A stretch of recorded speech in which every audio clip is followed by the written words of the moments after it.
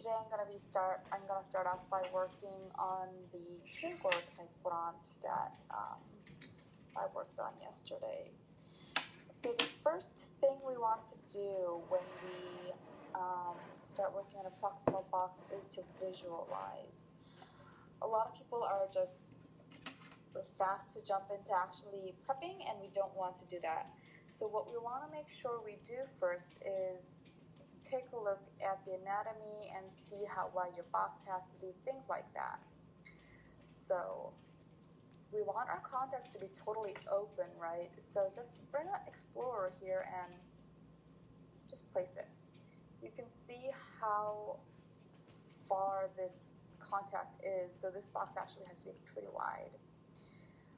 And the tightness, and usually Kilgore type fonts have wider boxes. Well, I should say wider contacts, therefore resulting in wider boxes. But also make sure, like, every type font is slightly different, and some of it has to do with like how tightly the screws are, the teeth are screwed in, and other things like very slight deviations will result in different width of contacts. And slightly different angulations too. So always make sure, especially in the test, if you're not using your own type font, to visualize before jumping into anything. So our box is going to come from here to here. And if you can, you really want to get this right at the first time, because if we don't, and bringing in a handpiece again is kind of risky, because we have always the adjacent tooth that we want to salvage. So this is about the width of the box that we'll be doing. The approach I like to take is, after coming this far, and I always like to leave about 1 millimeter to 1.5 millimeters on the mesial, is to just make a T. I don't dig in from the get-go. I just make a T shape first. So let's do that.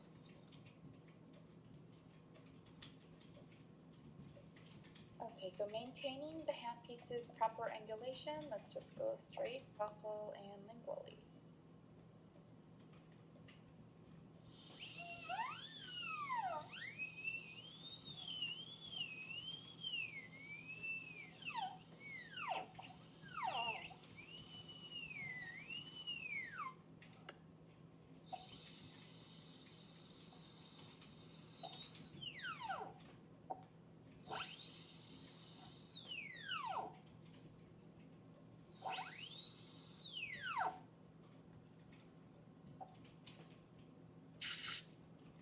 Okay, ideally I would have not lost this part, and I'm leaving it to show you so that you don't do this.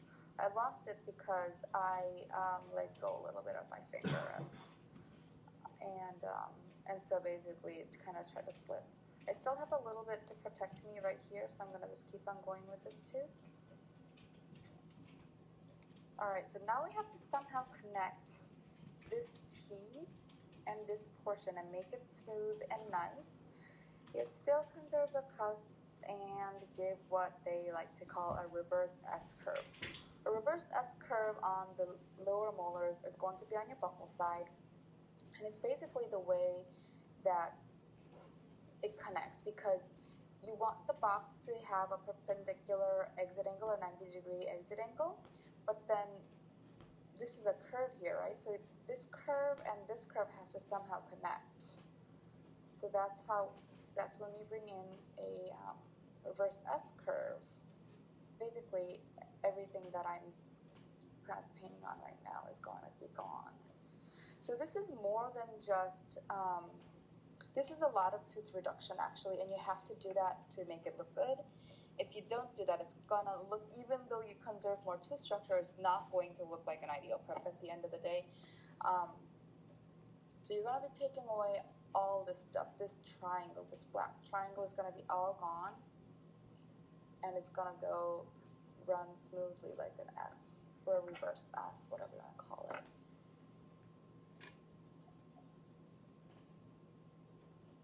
So I'll just show you first by demonstrating what happens if I just smooth this out.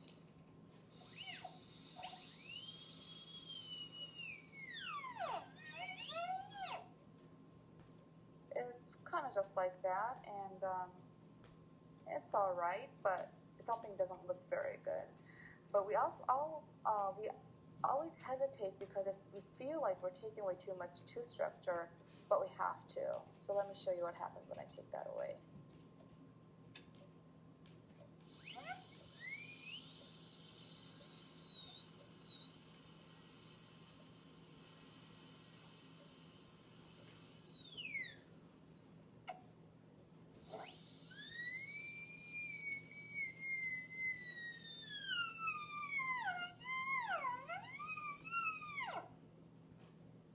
Looks much nicer, right? But it only looked nicer because I was not as afraid to take away this tooth structure right here. So this is where we find the S like that. Okay, the lingual part is just basically smoothing out this part right here.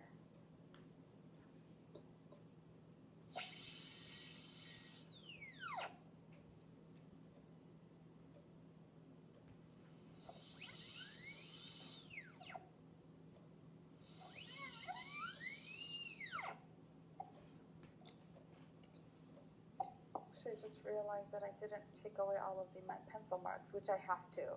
So it's also a tendency to go a little less, like conserve. But if you visualize where this ended right here, the content would not be open, right? So I must bring it up a little bit more.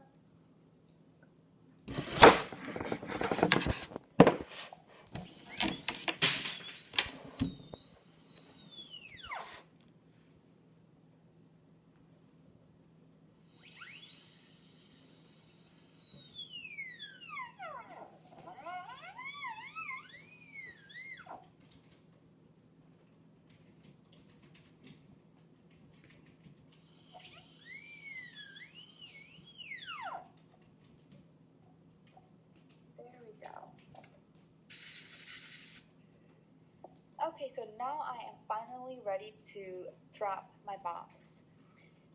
Now I switch my burr to a 245.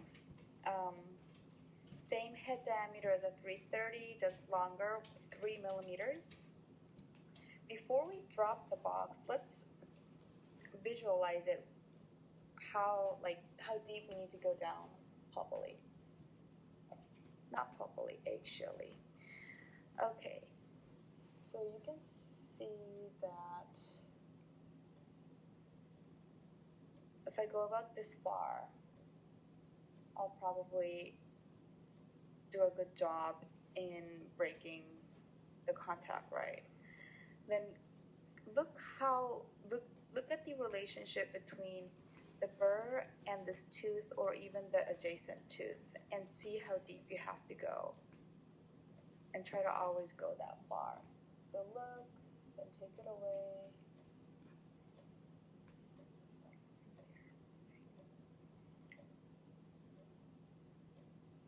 So about that far, right? Make sure you're right. And basically, this is the depth that you're aiming for, right? So once you get that down, now you can actually punch and go down. Do your best to maintain this wall of tooth structure. This is what's going to protect the adjacent tooth. As long as you have this, you're good. And it's probably going to fly out at one time or another, and that's when we have to start being like extremely super careful. But remember that the gingival wall width is wider than this burr, and we tend to try to be as conservative as possible, and a lot of people end up with very, very narrow gingival walls, and that is not correct either, because it's just not enough room for amalgam. It's insufficient volume, right? So if I go down about here and leave even a little more than this, the gingival floor is not going to be too wide. So let me make a punch cut right here.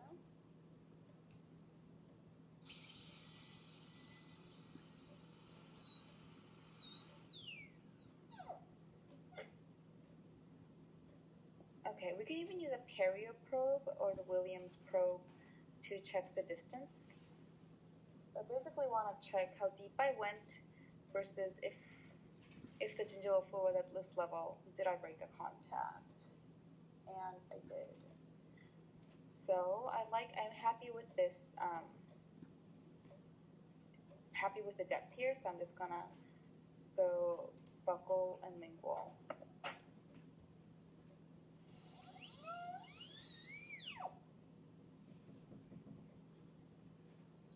It's very important when we are at this point to have a proper burr angulation because it really shows pronouncedly in the box. So have your 15-degree angle. As long as you have that, you're good. And let's go buccally first.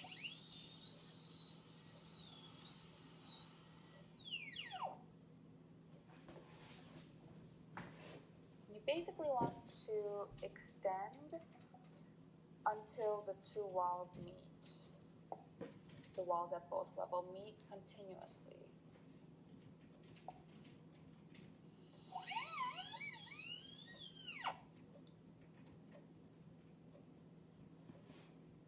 Let's go to the lingual.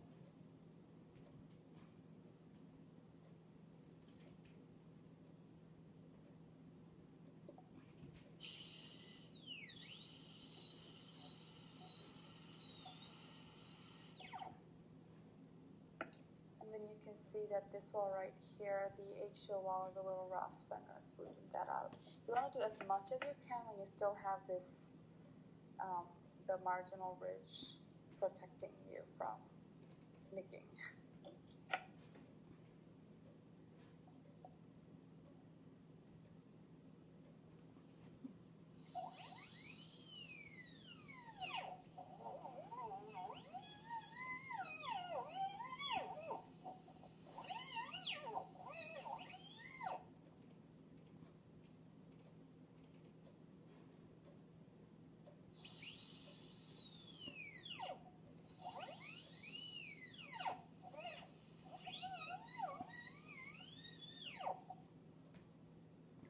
Okay, so once you buccal lingually extended, things are pretty flat and straight. See how there's nothing getting caught? It's kind of just a squeaky sound when I run my Explorer is what you want. Now you're ready to start thinning out this wall. If you are interested in using a matrix band, don't put it on this tooth, don't put it 19, put it on the tooth in front of it and fasten it really well with the Toffelmeyer, because if you put it on number 19, first of all, it kind of gets in your way.